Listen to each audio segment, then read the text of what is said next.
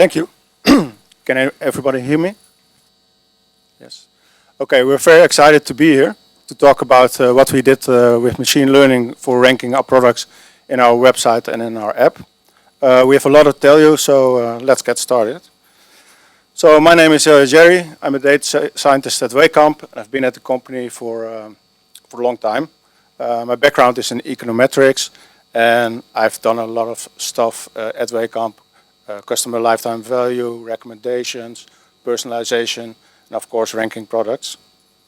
Hey, my name is Arnoud Munnik. I also am a data scientist at Wehkamp, and I'm mainly focused on time series, personalization, also recommendations, and of course search. Okay, let me tell you about what we're going to tell you. So we're going to start with a little bit of an introduction of Wehkamp.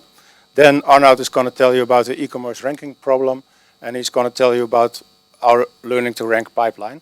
Then I will take over again and talk about the ranking model. And if we have time left, we will have some questions. So what is Wehkamp? Wehkamp is the online department store for families in the Netherlands. And we were founded in 1952. And in 1955, we sent out our first catalog. We have been a catalog company for a long time. And in 1995, we started our first steps online. But by 2010, we were completely transformed to a pure online player. And right now, in 2019, it's all about creating a great shop experience for our customers, both on the web and in the apps. So as a department store, we sell a lot of stuff in a lot of categories. So it ranges from fashion to home and living, electronics, entertainment, health and beauty, sports and leisure. And we have a lot of brands, more than 2,000. We also have more than 400,000 products live at our site, more than 500,000 daily visitors in our web and app. Last fiscal year, we made more than 660 million in sales, and 60% of our customers are shopping via mobile devices. We have nearly 1,000 colleagues, and last year we sent 11 million packages to our customers. And last fact, 72% of our customers are female.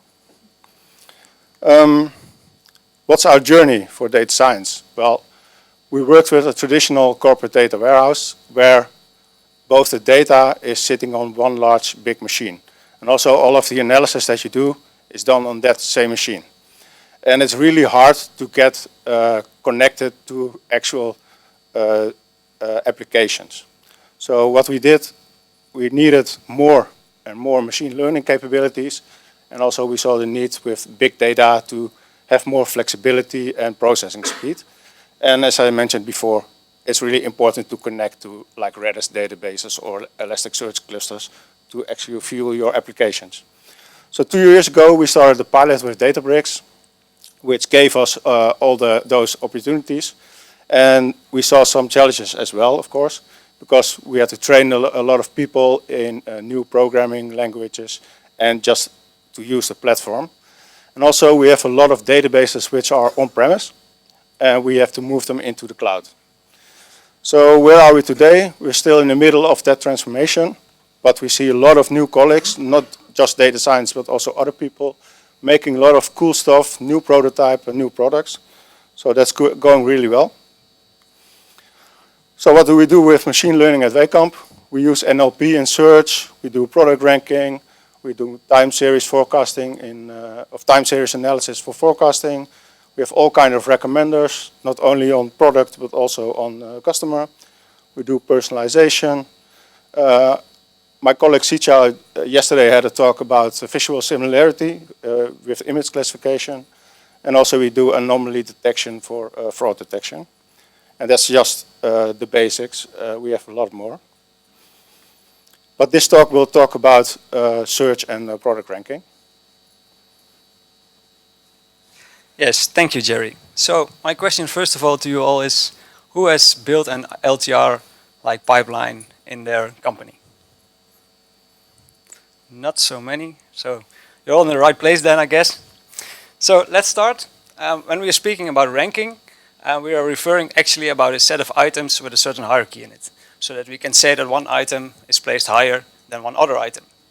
And this problem also, it's not really a problem yet, but this also occurs on our website. So like any e-commerce web shop, we have search functionality. So when a user searches for, in this case, jeans, the search engine processes that query, and by some search engine logic is returning, in this case, around 4,400 products. Now the question remains, are the products relevant to the customer in this kind of order? Are they relevant? So are the products that are being shown on top, are they the most relevant?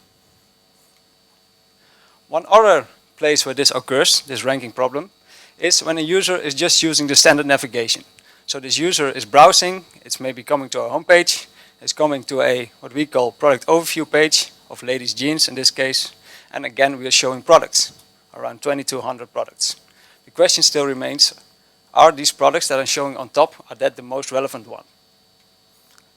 Now to make it a little bit more easy, we should consider, and also in this presentation, consider this last visit to a product overview page as a user query. So that example of ladies jeans, we should consider that one as just a user query. So that our main problem now becomes maximize the order of relevance of returned products given a user query. Let's look at this example. So we have a search phrase like jeans, and we are returning, just as an example, 6 products. According to the search engine, the white pair of jeans is the most relevant one. But how can we define the overall quality of these 6 products? Well, the answer is we can, but what we need to do is we need to come up with relevancy scores for each of these items. If we would have relevancy scores for each of these items, we can use a technique called the normalized discounted cumulative gain. I've displayed the equation here on the screen. This is the hardest part of the whole presentation. It won't get any harder, and actually it's kind of easy. Let's try to fill it in. So we're just using some example numbers here, but in this case a 4 is the most relevant one, and 1 is the least relevant item in this list. Now, if we fill in the table, the first column is just the positions, 1 to 6. The second column is the relevancy scores that we just pointed. The third column is a penalty for its position, so that highly relevant items that are placed low on the list get less reward. And the last column is dividing the relevancy scores by the penalty. And if you sum that score, you arrive at a sum of 7.84, which is a discounted cumulative gain. Now, if we would shuffle all these products so that the most relevant ones were on top, so that number of 4, that pair of jeans, was on top, and the ones that had a score of 1 were at the bottom, then our perfect score would be 9. We call this the ideal NDCG. And if we divide those two, the DCG by the IDCG, we get a score of 0.87. And this is the number that we're trying to maximize. Going back once again. Now I hear you thinking, those relevancy scores, we don't know them, and that's correct. We don't know those relevancy scores. Nobody's providing us those relevancy scores. We don't have them by default. So we need to come up with those scores. And we do so by using a click model. And that's actually the first machine learning application that we need to build. But for you to understand the total problem, I need to give another example. And that is this one. For instance, we have the same query. A user is searching for jeans. But in this case, we are returning a pair of shorts. And we give that a score of 2. So it's not really that relevant. Now, why don't we give this one a score of 3 or 4? Well, maybe because this problem, or this item, is not in season. I'm not sure if you have seen the weather outside, but shorts at this time of the year. So the second item is a pair of jeans, but it doesn't have a score of 4. Why is that? Well, maybe because this pair of jeans had some bad reviews. Then third item. So we're searching again for jeans, but we are displaying a winter coat. Now, why is that? Well, maybe because, I'm not sure if you guys can see it in the back, but the title of this product is Calvin Klein jeans. So the search engine found this item, but it's not really relevant. And why? Well, maybe because it only matched on the title, but it didn't match on any article type, and maybe the price even was way too high. And then the fourth item, which is the most relevant one in this list, and get a score of 4. Now what we're trying to do here is we're trying to explain those relevancy scores. And we try to explain those relevancy scores by features. And we need those features because if we can give some kind of a weight to those features, we can do reshuffling of the total list. So this whole ranking problem actually consists of two main blocks. The first one, we need to get those relevancy scores. And the second one is we need to define some features and give some weight to those features. Now those weights, to explain those features, we need to train them, and that's why we need a ranking model. So we built a whole pipeline to learn all this. But first of all, I want to give a special thanks to the people from the Wikimedia, and especially the Wikimedia Foundation, because they open sourced a project called Mjolnir. And if you're a data scientist out there or a machine learning engineer, please check out this GitHub repository, because it was really like an inspiration for us. So then, how does the whole pipeline look like? First of all, we start with data collection, like any data scientist, because we need to arrive at a click model for getting those relevancy scores. Then we create some features. Then we're giving some weight to those features with a ranking model. Then we serve that model. We do so by Elasticsearch. I will explain that in a bit. And then at the end, we do an automatic evaluation of our results via Tableau. All in all, Jerry and I built this one together with one data engineer. It wasn't that kind of a big deal to build, especially not on the Databricks and the Spark platform. And the data engineer mainly helped when we need to serve that models in production. So they helped a lot with the Elasticsearch part. And now the whole process of relearning that whole click model or the ranking model, well, we can do it within 1 hour. So pretty fast. So let's start with data collection. We need data for our click model. We're using a raw Google Analytics feed here. It's just a daily feed, no fancy real-time data. We don't need that for this exercise. So data is stored in Google BigQuery. We export that data to AWS S3, and then we pick using Spark to harness the real power of all that large data that we have. Per product list, like I explained in the beginning, we have a search list, but also a product overview page. We collect all the product IDs from it, the positions it has, the page it was displayed on, and for every position and every product, we're going to list the number of impressions and the number of clicks. There are some challenges here because, of course, tagging is different for web and app, different kind of mobile display formats, for instance, mobile versus web, so you need to account for that when you take this data. And then we arrive at a click model to get to those relevancy scores. Now there are different kind of techniques out there. One famous one is a DPN click model, which is a dynamic Bayesian network. You can find this model and a lot of other models via that GitHub repository. And we also tried to use it, but we found that the results were not as expected. So maybe this type of model doesn't really work out for e-commerce. So we were like, and we have limited resources, so we were like, okay, let's keep it simple, let's try something that really works for us. And then we went into like a clicks over expected clicks method. And I'll explain how we did that one. So this is how we're using a clicks over expected clicks method. So we're having a search phrase, we're having some product IDs, we're having a total number of clicks, and that number, the total number of clicks, is what we are trying to predict.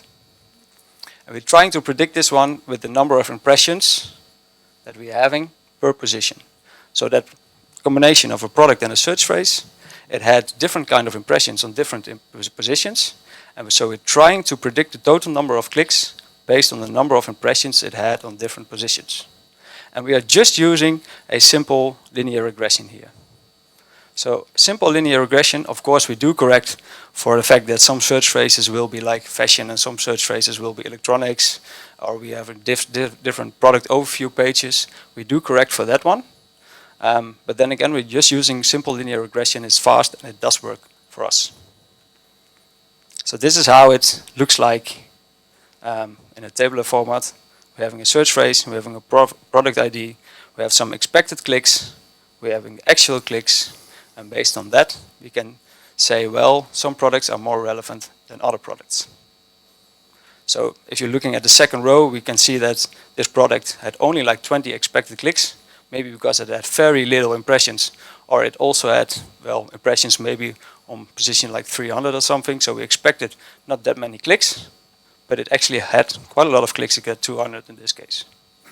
Then we add some random data so that the machine learning model can actually learn quite good the distinctions between all those variables. And then this is an example of the output. So user searching for a flat jeans, we now have learned what are relevant jeans in this case and what are non-relevant jeans to the user. So by now you probably know what a flat jeans is.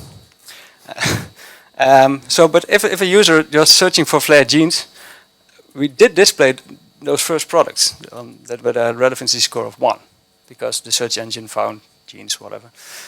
And now we are actually learning that those are not that important to a user when he or she is searching for a flat jeans.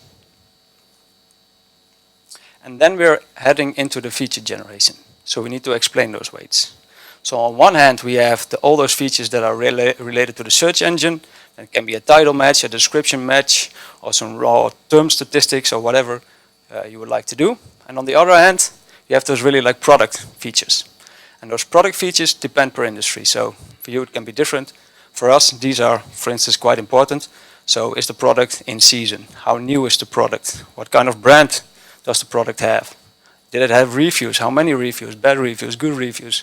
Was it on promo? What was the popularity of that item? So we're taking that all into account. And we built this huge model. It had more than 100 features.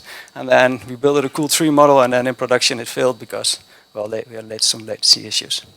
It was quite a pity, but then we started thinking from, okay, like how can we just take the most relevant ones out there, the most relevant features, and use that in production. Actually, that also works.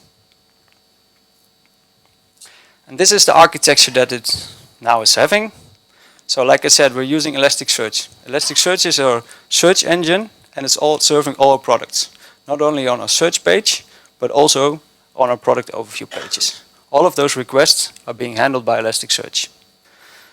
Now, ElasticSearch it stores all our products, and it does so via Kafka. So Kafka and the search processor inject all the products that we are having, and they inject it into Elasticsearch with some basic information. And then we're going to enrich the database with different feature notebooks. These are all like Databricks notebooks. So when a user is now searching for jeans, a query is being made. The Elasticsearch handles that query, is returning the product to that customer, and at the same time we're logging the results along with the feature values to AWS S3. So a user is searching for jeans, we are logging all the product IDs that are being shown to that user, and at the same time we're logging also all those feature values. And we need them later to train a ranking model. Now, to head into those feature notebooks, you probably have heard now something about Delta and Delta Lake. We're using that actually quite a lot. So how for instance, do we make a seasonality index for an article or an article type? So we're having all our data in like all our pre-processed data in different kind of Delta tables. So to harness really the power of Databricks and Spark here, to get like something like a seasonality index, we're having one notebook getting the weather predictions of the Open Weather Map API, for instance, because it's free. And then we are using some aggregated sales data and some promo data, and then we arrive at different kind of time series models. And those time series models are making our seasonality index, or predicting our seasonality index. And we can do so and very fast for all the article types that we have, because we can scale out via Pandas UDF. I'm not sure if you all have ever tried Pandas UDF, but if you have like a Python library and want to scale it, please use a Pandas UDF, because it's very, very fast.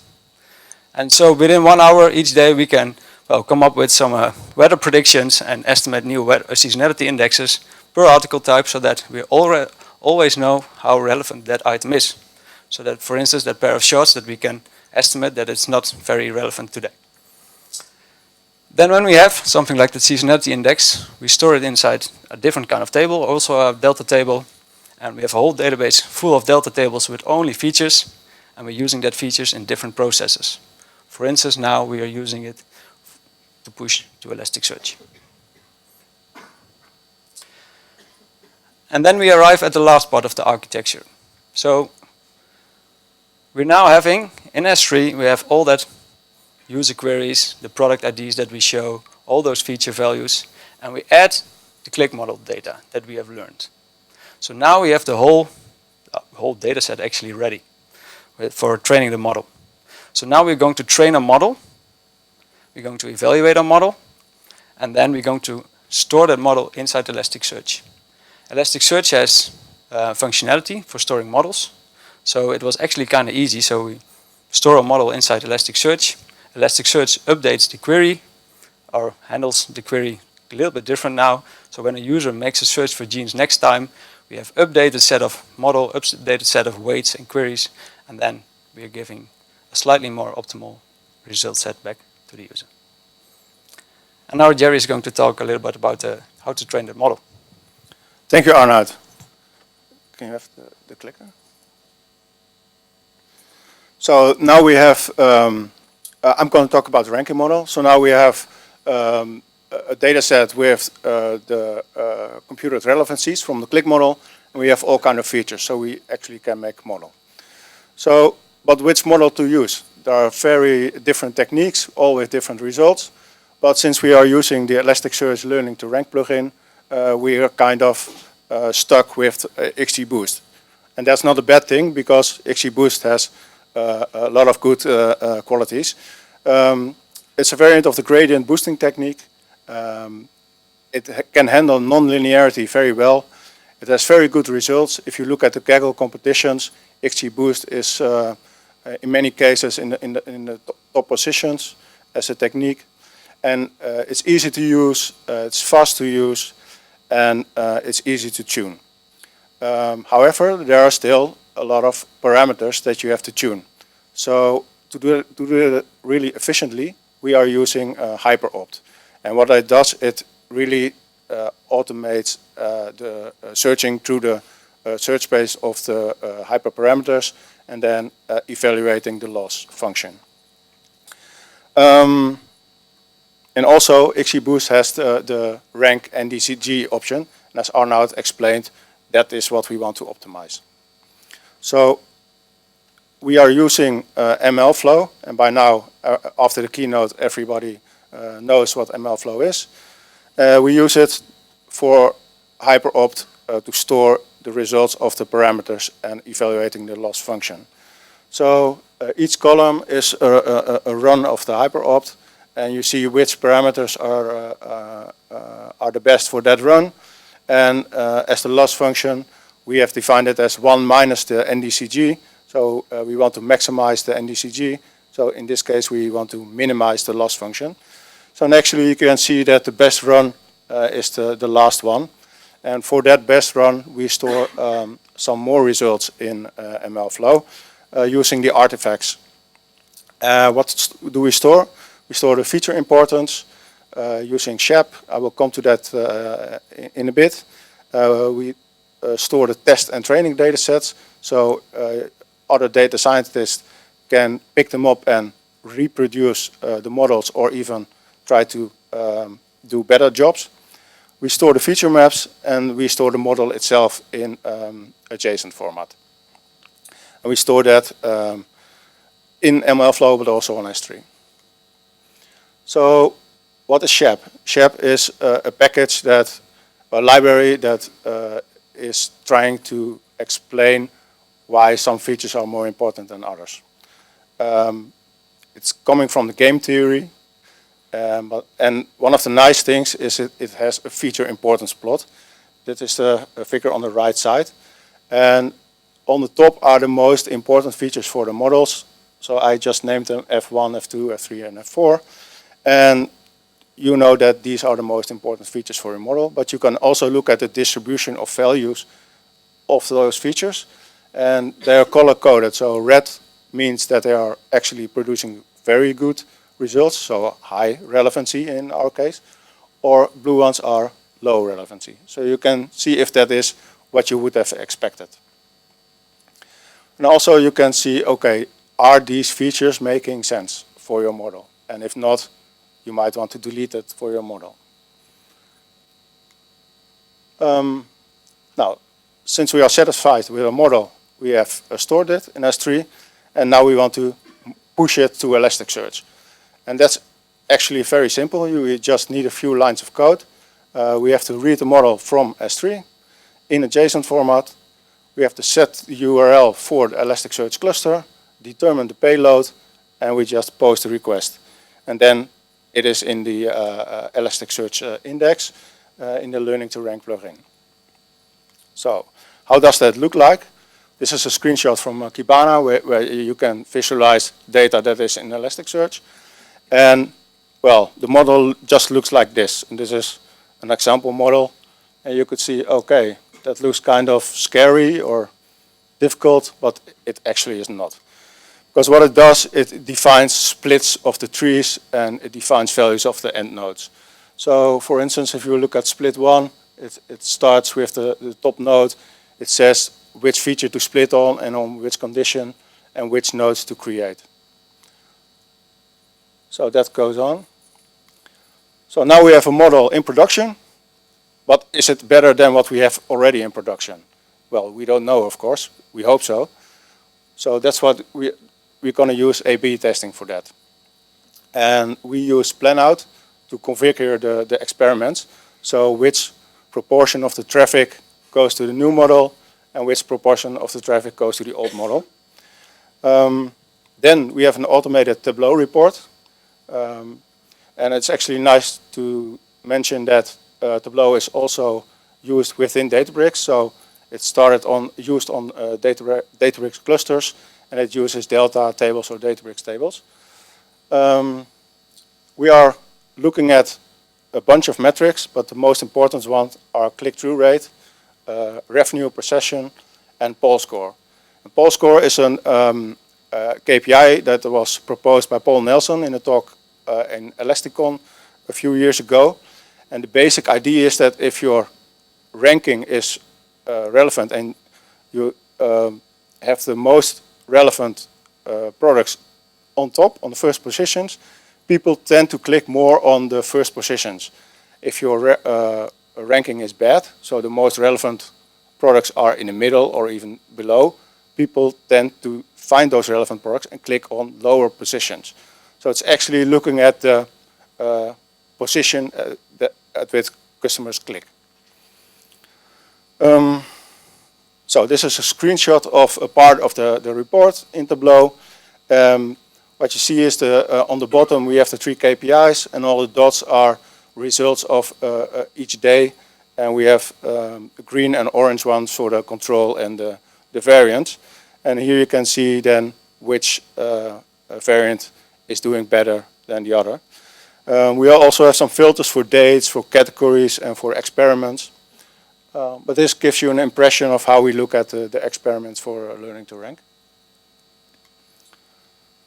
Then our journey ahead. For our product overview pages, we have models per category.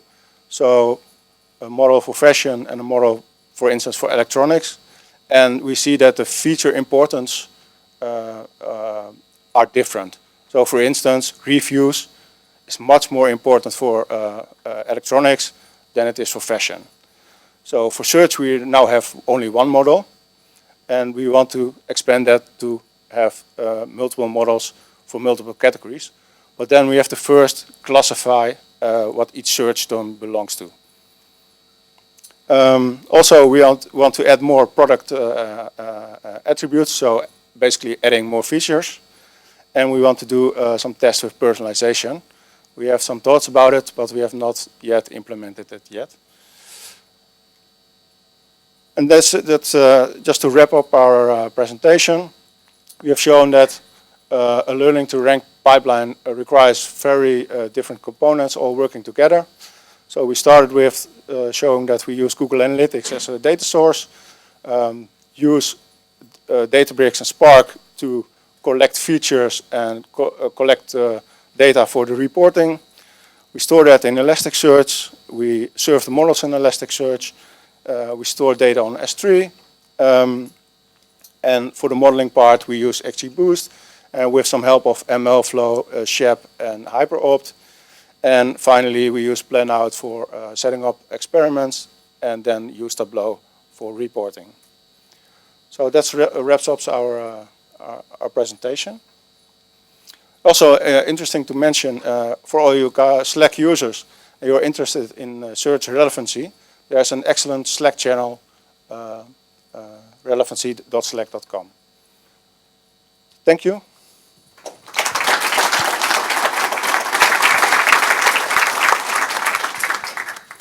Great. We have some time for a few questions. So are there any questions for?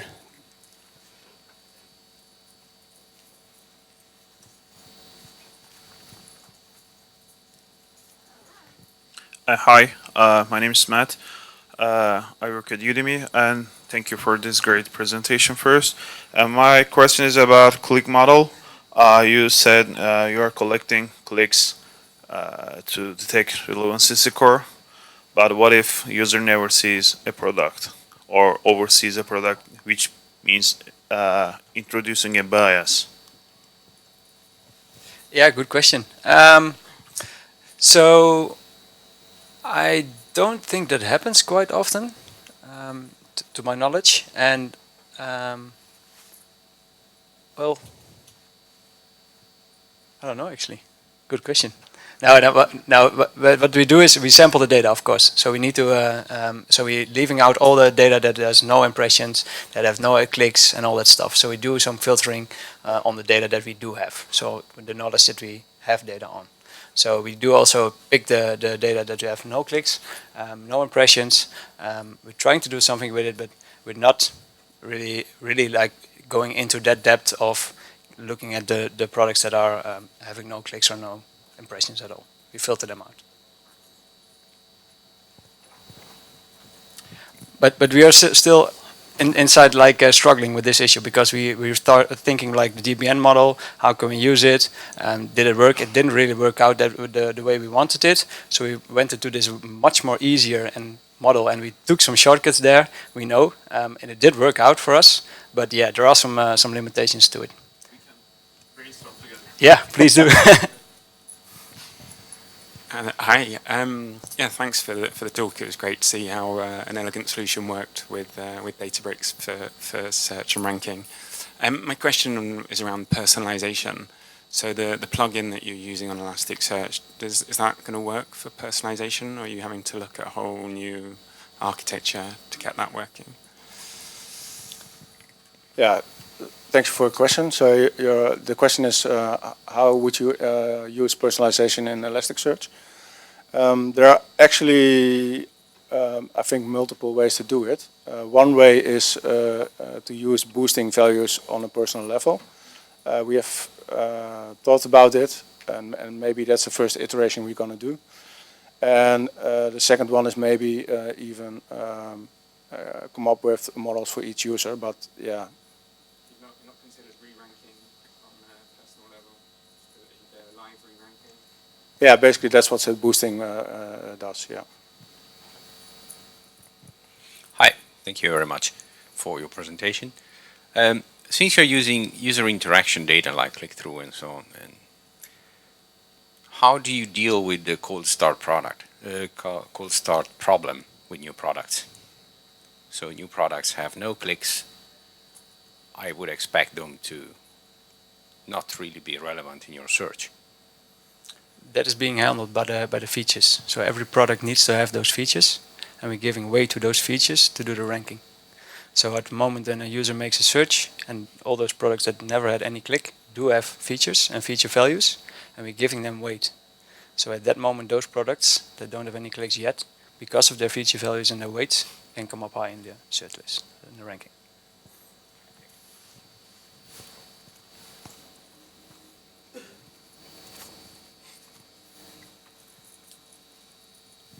Hey, thanks. That was a really interesting talk. You were talking about wanting to look into doing multiple different models for different categories or different like pages. Why not include the page type as a feature to your model and just let your model learn to rank slightly differently in different contexts?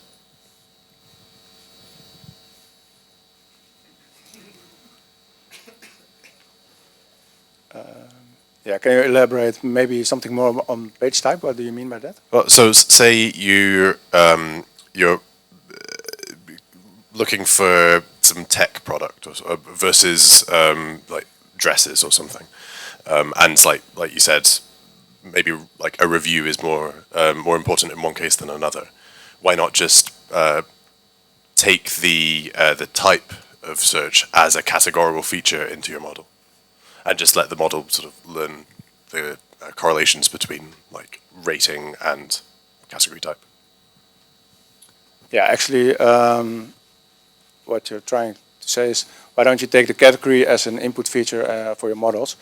We've tried that for our POP rankings, and what we actually saw is that when you split out models per category, it can learn more. So it's basically it's better.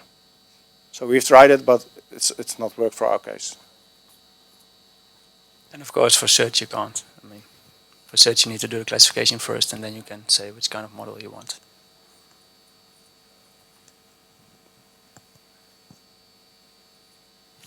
Okay, well, if there are... Oh, here it is.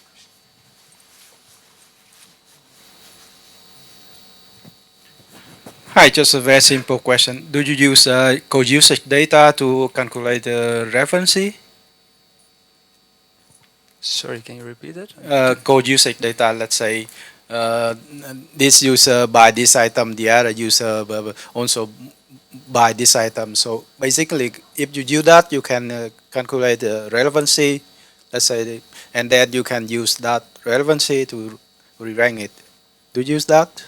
No, we don't do that at the moment. So in terms of personalization, we do and can test something with boosting values. So let's say that we know some preferred brands of customers and they're searching for jeans, then we can boost like those brands of that customer a little bit more. That we do, or can do, test with it.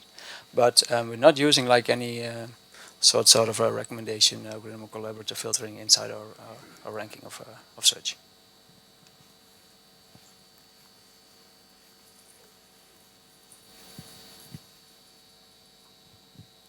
Hi, thanks for your pitch.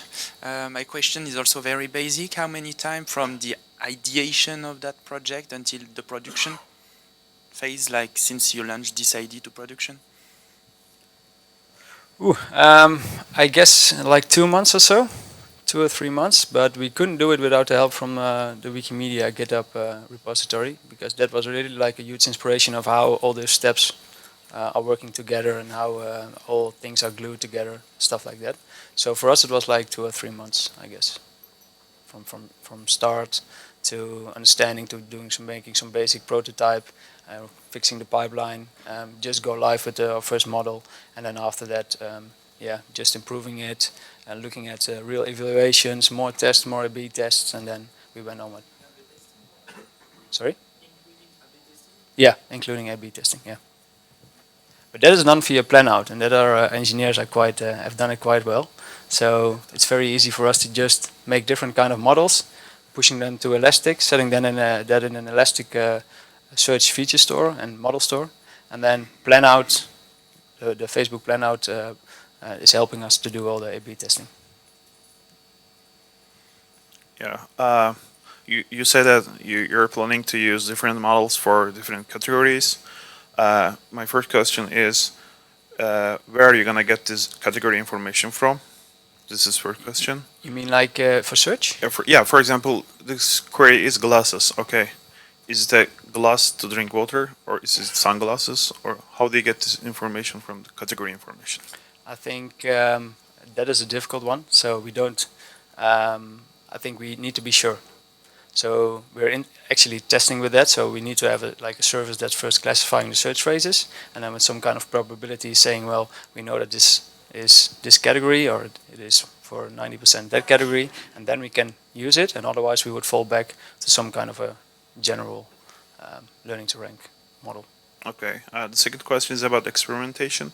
When you use different models for different categories, your network, your data will split to other different models, which means that you will have less data samples for your experimentation. How do you plan to handle this? We have quite some large data sets and data, like 500 users a day, so I hope that's still enough. Okay, this will be the last question, and then I'm sure they'll be available during the rest of the day for others.